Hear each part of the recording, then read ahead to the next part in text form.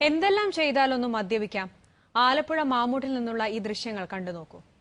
മദ്യപിക്കാത്തവർക്ക് മദ്യപന്മാരെല്ലാം കുടിച്ചു സുഖിച്ച് നടക്കുന്നവരാണ്.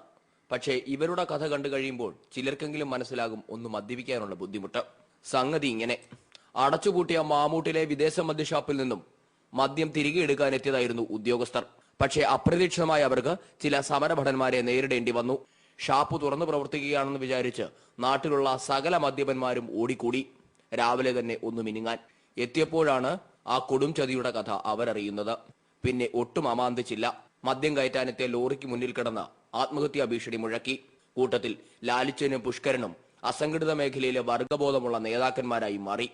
ഇവിടെ ഒരു ചെറിയ ക്വാർട്ടറിന് പോകണമെങ്കിൽ 40 രൂപ രക്ഷാക്കൂലി വരെ കൊടുക്കണം. അങ്ങനെ നടന്ന് മുല്ലയ്ക്ക് ചെന്ന് കഴിഞ്ഞാലോ റോട്ടറമ്പിൽ പോലീസുകാരുടെ അടി അവിടുന്ന് എണീച്ച് ഇങ്ങനെയുള്ള ത്യാഗങ്ങൾ സഹിച്ചാണ് ഞങ്ങൾ ഈ സാധനങ്ങൾ വാങ്ങിച്ചുകൊണ്ടിരുന്നത്. ഈ സ്ഥാപനം ഇവിടെ വന്നാൽ ഈ മതിൽക്കെട്ടിനകത്ത് യാതൊരു ശല്യവുമില്ല. ഞങ്ങൾക്ക് സ്വൈര്യമായി നിന്ന് വാങ്ങിച്ചുകൊണ്ട് പോകാവുന്ന ഒരു സ്ഥാപനമാണിത്. ഇത് ഒരിക്കലും അടയ്ക്കാൻ ഞങ്ങൾ അനുവദിക്കത്തില്ല. ഇത് അടയ്ക്കാൻ അനുവദിക്കത്തില്ല ഞങ്ങൾ.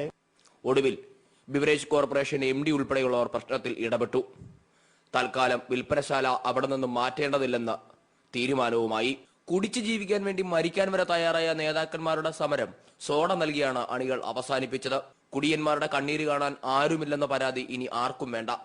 ഏറ്റെടുത്ത ആദ്യ സമരം തന്നെ വിജയിപ്പിച്ച ലാലിച്ചനും പുഷ്കരനും ആലപ്പുഴയുടെ മണ്ണിലുണ്ട്. ഏഷ്യാനെറ്റ് ന്യൂസ്, ആലപ്പുഴ.